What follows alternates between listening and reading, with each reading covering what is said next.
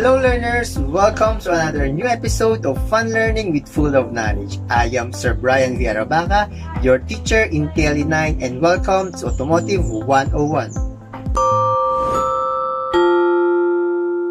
Now, I will show you a picture and tell me anything you think about it. Yes, it is the brain of a car. Very good. It is the most important parts of a car, and it makes the car runs. So basically, this is an engine, and you are all correct. The engine serves as the brain or the heart of an automobile, and without an engine, your car will not run and it will not operate, and I doubt if you can use it. In short, your car is useless if there's no engine. Maybe some of you here think how engine works. Actually, if you talk about the operation of how engine works, there are a lot of factors to know and consider for better understanding about its concept. That is why it is necessary to know the basic and fundamentals of how engine works. And that is our lesson for today, the 4-stroke cycle engine. To start with, let us know the learning objectives of today's lesson. At the end of a 60-minute period, the learners will be able to label the basic component parts of a 4-stroke cycle engine, understand the basic concepts of a 4-stroke cycle engine, and applies the knowledge in automotive in real world. Now, for you to be able to cope up with our discussion, you have to be familiarized with the different terminologies used in automotive. First, we have the bottom dead center or the BDC, the lowest point in the cylinder that the piston reaches. We have the combustion chamber, the space left at the top of the cylinder when the piston is at top dead center or the TDC. This also includes any space in the cylinder head. Top dead center or TDC, the highest point in the cylinder that the piston reaches. Now let us refer to the given illustration. So this is our piston, and our TDC is located right here. Again, it is the highest point that our piston can reaches. Our BDC or the bottom dead center is located right here. It is the lowest point that our piston can reaches. And of course, we have the combustion chamber, and its spot is just here, the space left over the top dead center. The engine types can be classified in many different ways, but 3 basic engine types are likely to be encountered in an automotive shops. First, we have the 4-stroke cycle engine. It takes 4 strokes of the piston to complete a cycle. Next, we have the 2-stroke cycle engine. It takes 2 strokes of the piston to complete its cycle. And of course, we have the diesel engine, and it can be 2 or 4-stroke engine, and it uses heat of compression rather than a spark plug to ignite, and the fuel that is directly injected into the cylinder. Now let us proceed to the basic 4-stroke engine theory. Regardless of its design, either a 4-stroke, gasoline, or a diesel engine, we need these 4 things or ingredients in order to produce an amount of useful energy to power up an engine. So what are those special ingredients? We need an air, fuel, compressed air-fuel mixture, and ignition source. If all these 4 are present, we can now power up our engine. But what is a 4-stroke cycle engine? 4-stroke cycle engine is an internal combustion engine that converts gasoline into motion, and this is the most common car engine type. Moreover, it is a relatively efficient and inexpensive. Internal combustion engine is also known as the burning. It is the basic chemical process of releasing energy from a fuel and air mixture. In an internal combustion engine, the ignition and combustion of the fuel occurs within the engine itself. There are 2 kinds of internal combustion engines that is currently in production: the spark ignition gasoline engine and the compression ignition diesel engine. The cycle includes 4 distinct processes. the intake, compression, power, and exhaust. For the next part, it will show you the different basic component parts of a 4-stroke cycle engine. First, we have the valves, and this can be classified as intake and exhaust valves. It serves as the gate or the door that opens and closes during the operation, allowing the air to enter inside the combustion chamber during the intake stroke and permits the exit of burn gases during the exhaust stroke. Inlet and exhaust camshaft. It is a rotating object usually made of metal that contains cams and camshaft and used to operate the intake and exhaust valves. Spark plug. It is a device for delivering electric current to ignite the compressed air-fuel mixture by an electric spark. Cooling water jacket. All internal combustion engines, either 4-stroke and 2-strokes, require some form of temperature control in order that they do not overheat and seize. So some engines are air-cooled while others are water-cooled. As general rule, small engines like motorbikes can be air-cooled, while all other types of engine must be water-cooled. Of course, we have the piston. It is the moving component that is contained by a cylinder, and its function is to compress or burn the air-fuel mixture inside the cylinder. Connecting rod connects the piston to the crankshaft. Together with the crank, the connecting rod converts the reciprocating motion of the piston into the rotation of the crankshaft. Last, we have the crankshaft. It is a mechanical part that able to perform a conversion between reciprocating motion and rotational motion. It is also where connecting rods of an engine is attached.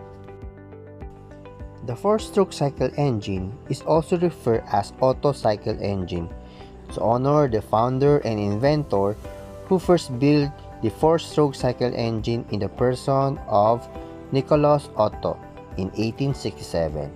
And up to the present, his invention continue to benefit the automobile industry.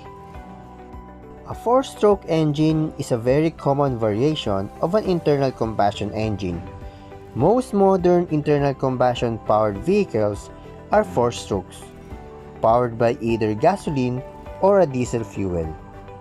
During engine operation, pistons go through 4 events to achieve each power cycle. The definition of an event is an up or down piston motion. Upon completion of the 4 events, the cycle is complete and ready to begin again.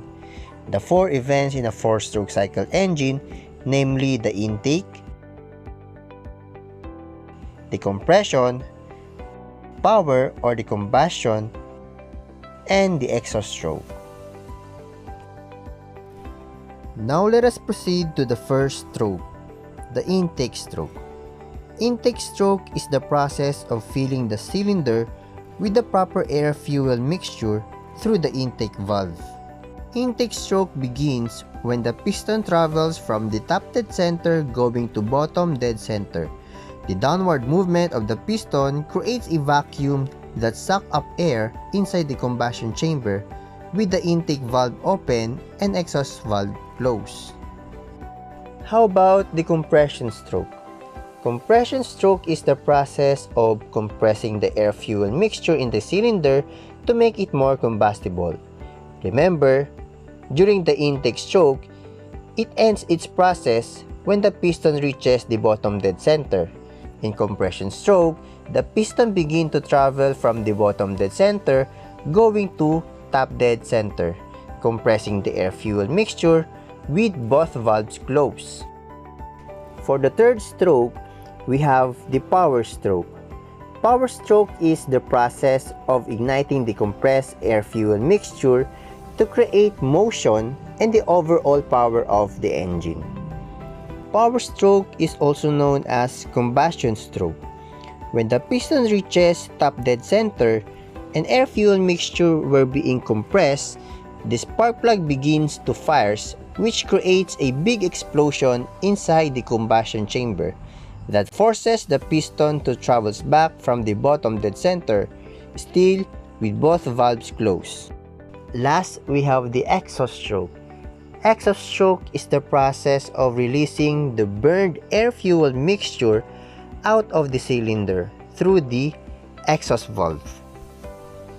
In exhaust stroke, the piston moves from the bottom dead center going to top dead center, and the upward movement of the piston pushes the burned air-fuel mixture out of the cylinder, with exhaust valve open while intake valve closed.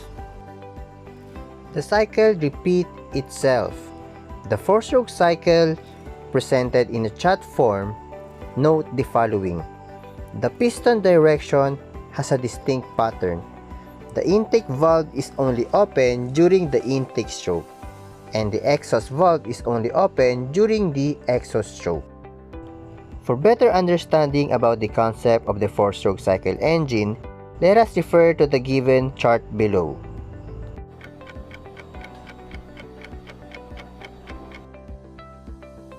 To sum up our discussion about the four-stroke cycle engine, and to enlighten you further on how engine works, let us watch this video. Have you ever imagined how an engine works and how the engine runs an automobile? So this episode is perfect to understand and satisfy your curiosity, and it's all about the concept of four-stroke cycle engine. So basically, this is a four-stroke gasoline engine and its basic components. First, we have the piston, the connecting rod, and the crankshaft. As the piston travels up and down in the cylinder, this lateral motion is turned into rotating motion at the crankshaft. The longer the stroke of the piston, the larger the displacement of gas and air occurs in the cylinder. To propel the piston, we need to ignite a tiny bit of gas and a whole lot of air. This creates an expansion inside the cylinder. The fuel delivery system consists of an air intake manifold, valves, the intake and exhaust, a fuel injector, and spark plug. A four-stroke engine is called a four-stroke because four up and down motions are needed to complete the cycle. In the first stroke, the piston travels downward as the intake valve opens in a mixture of air from the atmosphere, and a metered amount of gas from the electronic fuel injector enter the cylinder. This is called the intake stroke. On the second stroke, the piston travels upward, compressing the air and fuel to make a highly combustible mixture. This is called the compression stroke. At this point, the spark plug fires, sending the piston downward from the expansion of the air and gas mixture. This is the combustion or the power stroke. The fourth stroke is exhaust stroke. As the piston travels upward, the exhaust valve opens to release the burned air fuel mixture. When the piston reaches the top of this stroke, the intake valve opens and the cycle begins all over again. It takes one up and down motion or two strokes of the piston to create one revolution of the crankshaft. RPMs, or revolution per minute, is how many times the crankshaft rotates within that minute. At wide open throttle, the crankshaft may turn at 5,000 RPMs, or dizzyingly 83 times per second. Meanwhile, the piston traveled up and down 166 times in that same time second. Wanna see how fast that is? Now, that's fast. Let's see it again. Amazingly, the four-stroke EFI engine does this smoothly, quietly, and reliably for years and years of operation. Now it seems you are now ready for an exercise. Let's get going. For your first activity, label the different basic component parts in a four-stroke cycle engine. Do it in a 1/4 sheet of pad paper.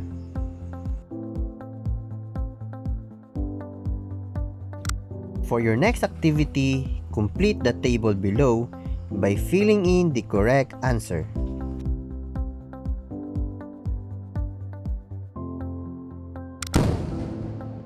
There you have it. Very good.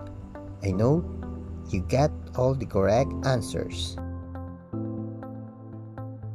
For your assignment, make a compare and contrast between two-stroke and a four-stroke cycle engine through a Venn diagram. There you have it, my dear learners. I hope you learned a lot with our lesson that we've discussed in this video. So see you again in the next fun learning video with full of knowledge. So see you again, learners, and have a nice day.